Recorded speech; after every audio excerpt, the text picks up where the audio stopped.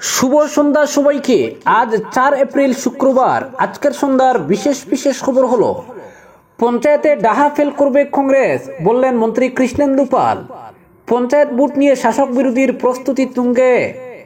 হাইলাকান্দিতে নাবালিকাকে যৌন নির্যাতন, আটক অভিযুক্ত। গোহত্যা, রাতাবাড়ি পুলিশের জালে পলাতক 3 অভিযুক্ত। ভৈরবী গুয়াহাটি যাত্রী ট্রেনের দাবিতে বন্ধ সফল করতে জোর প্রচারাভিযান। দক্ষিণ হাইলাকান্দির বিভিন্ন স্থানে পথসভা, প্রচারপত্র বিলি।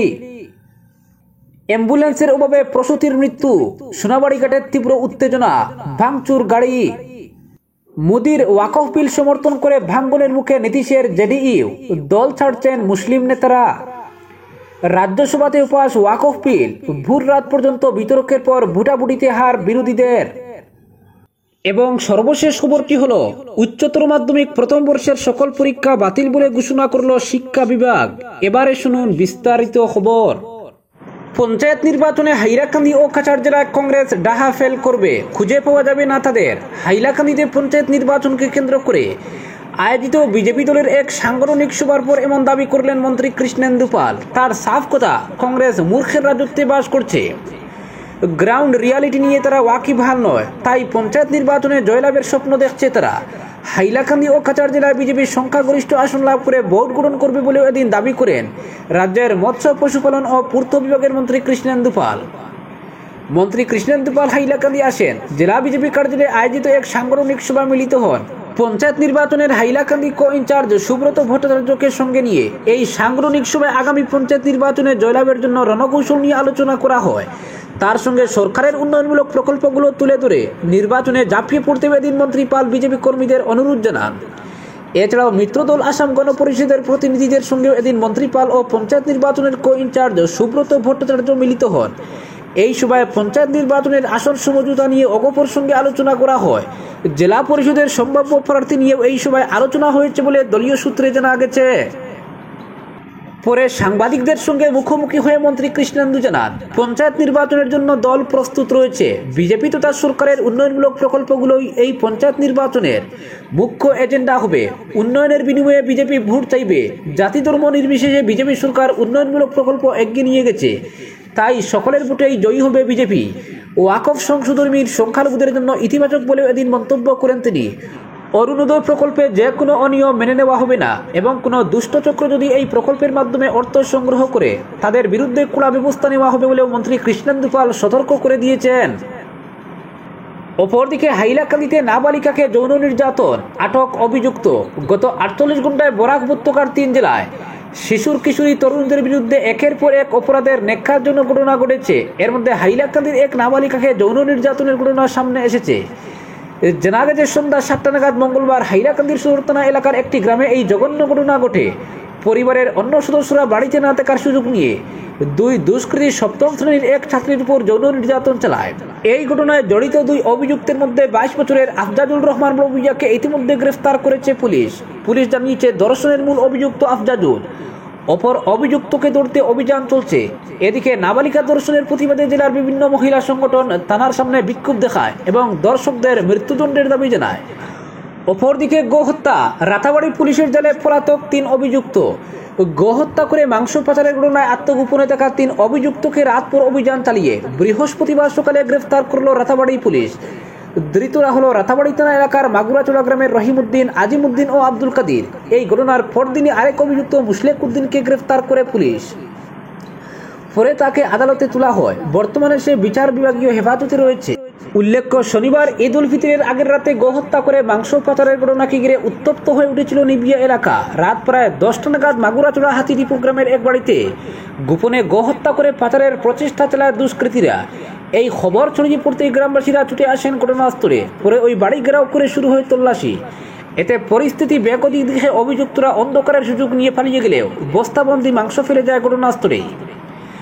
ঘটনার খবর ছড়িয়ে পড়তেই মুহূর্তের মধ্যে এলাকায় উত্তেজনা ছড়িয়ে পড়ে লাঠিসোঁটা হাতে নিয়ে শত শত মানুষ রাস্তায় নেমে পড়েন। তবে দ্রুত ঘটনাস্থলে পৌঁছে রাতাবাড়ি থানার পুলিশ ও সিআরপিএফ বাহিনী পরিস্থিতি নিয়ন্ত্রণে আনে। পুলিশ অভিযুক্তদের বাড়ি থেকে বস্তাবন্দি মাংস ও 2টি মোটরসাইকেল বাজেয়াপ্ত করে। এছাড়া ওই বাড়ি থেকে এক মহিলা ও এক শিশুকে উদ্ধার করে পুলিশ।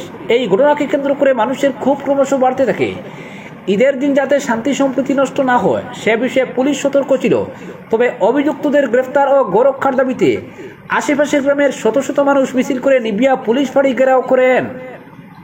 যদিও ঈদের দিনে গোহত্যার প্রতিবাদে উত্তাল বিক্ষোভ প্রদর্শনে উত্তপ্ত হয়ে উঠেছিল এলাকা, তবুও পুলিশ প্রশাসনের সক্রিয়তা এবং শান্তিকামী মানুষের সহযোগিতায় এলাকায় শান্তি সম্প্রীতি বিঘ্ন হয়নি। অবশেষে ঘটনার সঙ্গে জড়িত 4 অভিযুক্তকে পুলিশ গ্রেফতার করায় পুলিশের ভূমিকায় সন্তোষ ব্যক্ত করেছেন সচেতন মহল। পরবর্তী খবরটি হলো, মিজোরামের বৈরবী থেকে গুয়াহাটি যাত্রী ট্রেনের দাবিতে আগামী 8 এপ্রিল প্রস্তাবিত 12 ঘন্টার হাইলাকান্দি জেলা বন্ধের প্রচারে দক্ষিণ হাইলাকান্দিতে রীতিমতো ঝড় তুললেন আন্দোলনে অংশগ্রহণকারী সংগঠনগুলোর কর্মকর্তা ও সদস্যরা। শুধু প্রচারপত্র বিলি করে এবং পোস্টার সেটে তাদের প্রচার সীমিত রাখেননি, গাড়মুড়া, কারিচুড়া, কাটলিড়া, লালা প্রভৃতি স্থানে পথসভা করেও জনসমর্থন আদায় করেন। দিনভর লালা থেকে গাড়মুড়া পর্যন্ত বিভিন্ন শিক্ষা প্রতিষ্ঠানে গিয়ে সংগঠনগুলোর কর্মকর্তা ও সদস্যরা প্রস্তাবিত বন্ধের প্রতি সমর্থনের আহ্বান জানান। শিক্ষা প্রতিষ্ঠানগুলোর ছাত্র ও শিক্ষকরা জেলার রেল পরিষেবার স্বার্থে বন্ধের প্রতি সহমর্মিতা জানিয়ে সহযোগিতার আশ্বাস দেন। প্রচারে বন্ধ আহ্বানকারীরা সদর্থক সাড়া পেয়ে আশাবাদী হয়ে উঠেছেন। লালা মার্চেন্ট অ্যাসোসিয়েশনের সভাপতি বিপ্লব কুমার নাগো বন্ধের সমর্থনে লালার ব্যবসায়িক প্রতিষ্ঠানগুলোর সহযোগিতার আশ্বাস দেন। 6 বছর ধরে হাইলাকান্দি জেলার বিভিন্ন সংগঠন জোরালোভাবে দাবিতে আন্দোলন করে আসছে। তারা বলেন, মিজোরামের বৈরবী থেকে গুয়াহাটি পর্যন্ত রেল পরিষেবা হাইলাকান্দি জেলাবাসীর দীর্ঘদিনের গণদাবি। গুয়াহাটির সঙ্গে সরাসরি রেল যোগাযোগ না থাকায় জেলার মানুষ ব্যাপক ভোগান্তির শিকার হচ্ছেন। এ দাবিতে প্রধানমন্ত্রী, রেলমন্ত্রী, রাজ্যের মুখ্যমন্ত্রী, সাংসদ, বিধায়ক সহ এনএফএল এর general manager, divisional railway manager, বদরপুরের এরিয়া ম্যানেজারের কাছে স্মারকপত্র পাঠানো হয়। নাগরিক অধিকার সুরক্ষা সমিতি, ব্রডগেজ রূপায়ণ সংগ্রাম কমিটি, স্বাধীনতা সংগ্রামী সম্মেলন, রেলযাত্রী অধিকার সুরক্ষা সমিতি, কাটলিজোড়ার নাগরিক অধিকার রক্ষা কমিটি, জেলার ছাত্র, যুব এবং বিশিষ্ট নাগরিকরা হাইলাকান্দি, লালবাজার ও কাটলিজোড়ায় ধারাবাহিকভাবে আন্দোলন করে আসছেন। বদরপুরের এরিয়া ম্যানেজারের অফিস ঘেরাও কর্মসূচিও পালিত হয়। 2023 সালের 12 ডিসেম্বর হাইলাকান্দি স্টেশনের দিনব্যাপী অনশন ধর্মঘট পালিত হয়েছে। আন্দোলনের ধারাবাহিকতায় গত 6 মার্চ নয়াদিল্লির পার্লামেন্ট স্ট্রিটের যন্তর মন্তরে বৈরবী গুয়াহাটি যাত্রী ট্রেন অবিলম্বে চালুর দাবিতে ধর্ণা বিক্ষোভ কর্মসূচি পালন করে রেল ভবনে গিয়ে রেলমন্ত্রীকে স্মারকপত্র প্রদান করে শিলচর লামডিং ব্রডগেজ রূপায়ণ সংগ্রাম সমিতি বারবার প্রতিশ্রুতি দেওয়ার পর দাবি আজও বাস্তবায়িত হয়নি। এ অবস্থায় নাগরিক অধিকার সুরক্ষা সমিতি সহ 22টি সংগঠনের তরফে দাবি আদায়ে আগামী 8 এপ্রিল সকাল 5টা থেকে বিকেল 5টা পর্যন্ত 12 ঘন্টার বন্ধ স্বতঃস্ফূর্তভাবে পালন করার জন্য হাইলাকান্দি জেলাবাসীর কাছে আবেদন জানানো হয়। জরুরি পরিষেবা বাদ দিয়ে অফিস, আদালত, স্কুল, কলেজ, হাট বাজার, দোকানপাট, যানবাহন বন্দরকে বন্ধকে সফল করে তুলতে আবেদন জানিয়েছেন তারা। পরবর্তী খবরটি হলো, ওয়াকফ বিল এখন আইনে পরিণত হওয়ার প্রক্রিয়াধীন। বুধবার লোকসভায় পাশ হওয়ার পর বৃহস্পতিবার গভীর রাতে রাজ্যসভায়ও এটি পাশ হয়। সংখ্যালঘু বিষয়ক মন্ত্রী কিরেন রিজিজু রাজ্যসভায় আলোচনার জন্য বিলটি উত্থাপন করেন এবং দিনব্যাপী বিতর্কের পর ওয়াকফ বিলটি পাশ হয়। ওয়াকফ বিলটির পক্ষে 128 ভোট এবং বিপক্ষে 95 ভোট পেয়ে পাশ হয়। বিলটি এখন রাষ্ট্রপতির কাছে অনুমোদনের জন্য যাবে এবং তার স্বাক্ষরের পর আইনে পরিণত হবে। বুধবার লোকসভায় এটি পাশ হয়েছে। এটি পাশ হওয়ার আগে সারাদিন এটি নিয়ে বিতর্ক চলে এবং বিরোধী সাংসদরা ওয়াকফ বিলের বিরুদ্ধে যুক্তি উপস্থাপন করেন। অমিত শাহ বলেন, এই সংসদের মাধ্যমে আমি সমগ্র দেশের মুসলিম ভাইদের বলতে চাই যে একজনও অমুসলিম আপনাদের ওয়াকফে আসবে না। ওয়াকফ বোর্ড এবং ওয়াকফ কাউন্সিল সম্পত্তি বিক্রেতাদের ধরে শত শত বছরের জন্য খুব কম দামে ভাড়া দেবে। তারা চায় তাদের শাসনকালে যে পদ্ধতি চলেছিল তা অব্যাহত থাকুক, ওটা কাজ করবে না। অমিত শাহ বলেন, যদি 2013 সালের সংশোধনী না করা হতো তাহলে আজ এই সংশোধনী আনার দরকার হতো না। অল ইন্ডিয়া মুসলিম পার্সোনাল ল বোর্ড এই বিলের তীব্র আপত্তি প্রকাশ করেছে। AIMPLBর মুখপাত্র ডক্টর সৈয়দ কাসিম রসুল বিলটির নিন্দা করে বলেন, যদি এই বিলটি সংসদে পাস হয় তাহলে আমরা এর বিরুদ্ধে দেশব্যাপী আন্দোলন শুরু করব। আমরা চুপ করে বসে থাকব না। আমাদের কাছে থাকা সকল আইনি ও সাংবিধানিক বিধান আমরা ব্যবহার করব। পরবর্তী খবরটি হলো, সংসদে নরেন্দ্র মোদী সরকারের সংশোধিত ওয়াকফ বিল সমর্থন করে চাপের মুখে বিহারের মুখ্যমন্ত্রী নীতিশ কুমারের দল জেডিইউ ইতিমধ্যেই একাধিক প্রথম সারির মুসলিম নেতা দল ছাড়ার কথা ঘোষণা করেছেন। আরও কয়েকজন সেই পথে পা বাড়াতে পারেন বলে ইঙ্গিত। বুধবার লোকসভায় ওয়াকফ বিল পেশের আগে নীতিশের ঘনিষ্ঠ জেডিইউ নেতা তথা সে রাজ্যের বিধান পরিষদের সদস্য গুলাম গাউস সেটিকে মুসলিম বিরোধী বলে চিহ্নিত করে তা প্রত্যাহারের দাবি তুলেছিলেন। কোনো অবস্থাতেই বিল সমর্থন না করার জন্য দলীয় নেতৃত্বের কাছে আবেদন জানিয়েছিলেন তিনি, কিন্তু সেই আর্জি নিষ্ফল হয়েছে। সংসদের দুকক্ষেই বিল পাশ করে নিয়েছে মোদী সরকার। গাউস অবশ্য এখনো আনুষ্ঠানিকভাবে দল ছাড়েননি, কিন্তু বিহারের জেডিইউ এর অন্য দুই প্রভাবশালী মুসলিম নেতা কাশিম আনসারি এবং মোহাম্মদ নওয়াজ মালিক আজ দল ছাড়ার কথা ঘোষণা করেছেন। সূত্রের খবর, লালু প্রসাদে আরজেডিতে যোগ দিতে পারেন তারা। ওয়াকফ বিতর্কের আবহেই মাস কয়েক আগে জেডিইউ এর প্রাক্তন রাজ্যসভা সাংসদ তা পশমন্দা মুসলিম নেতা আলী আনোয়ার কংগ্রেসে যোগ দিয়েছেন। চলতি বছরের শেষেই বিহারের বিধানসভা ভোট হওয়ার কথা। সে রাজ্যে অনগ্রসর মুসলিমদের একাংশ দীর্ঘদিন ধরেই জেডিইউ এর সঙ্গে রয়েছেন, কিন্তু ওয়াকফ বিতর্কের জেরে তা নীতিশের হাতছাড়া হতে পারে বলে অনেকেই মনে করছেন।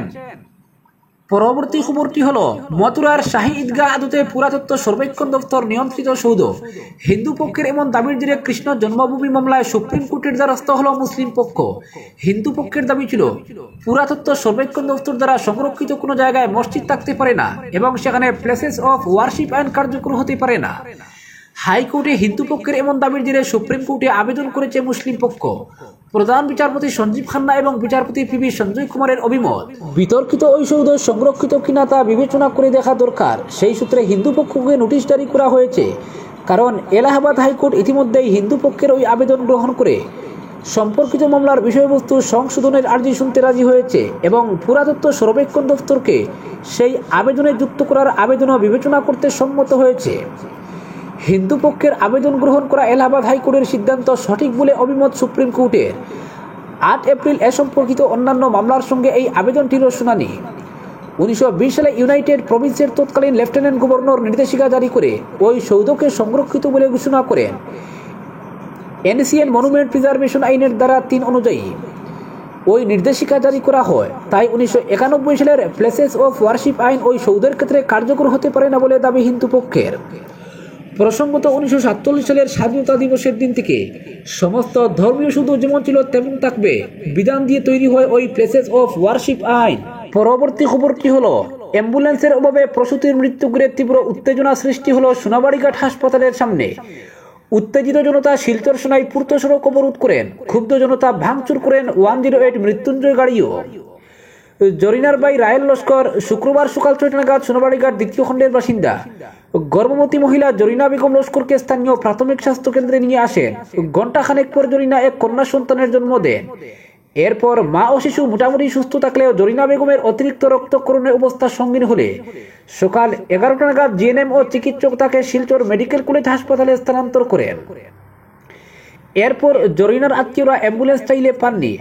হাসপাতালে দাঁড়িয়ে থাকা 108 মৃত্যুঞ্জয়ের কথা বললে কর্তৃপক্ষ খারাপ জানায়। এরপর মৃত্যুঞ্জয় কর্তৃপক্ষের সঙ্গে যোগাযোগ করলে 2.5 ঘন্টা লাগবে বলে জানানো হয়। এতে ক্ষেপে যান তারা। অবশেষে বাধ্য হয়ে জরিনার এক আত্মীয়র মারুতি কার নিয়ে মেডিকেলের উদ্দেশ্যে রওনা দেন। জরিনার ভাই রায়েল জানান, মেডিকেলে পৌঁছার পর প্রায় 2.5 ঘন্টা তাদের বিভিন্নভাবে হেনস্থা করে দাঁড় করিয়ে রাখেন। পরবর্তীতে গুঙ্গুর পুলিশে গিয়ে বিষয়টি জানালে পুলিশ সোনাই এসডিএমওর সঙ্গে যোগাযোগ করলে জরিনাকে মেডিকেলে ভর্তি করা হয়। ভর্তির প্রায় 8 ঘন্টার পর তিনি মৃত্যুর কোলে ঢলে পড়েন। এরপর বিকেল 4টা নাগাদ মৃতদেহ যখন নিয়ে বাড়ি পৌঁছানোর সময় হাসপাতালের সামনে পৌঁছলে ক্ষেপে যান জরিনার আত্মীয়রা। এরপর হাসপাতালে প্রবেশ করে অ্যাম্বুলেন্সের উপর হামলা চালান। এর মধ্যে স্থানীয় ও পরিজন পুছলে অন্য মাত্রায় পৌঁছে যায়। উত্তেজিত হয়ে পড়েন তারা। পাশাপাশি সোনাই সড়কের পর মৃতদেহ রেখে অবরোধ শুরু করেন। খবর পেয়ে 2 জন পুলিশ কর্মী পৌঁছে অবরোধ মুক্ত করতে ব্যর্থ হন। আজকের বিশেষ সংবাদ এখানেই সমাপ্ত।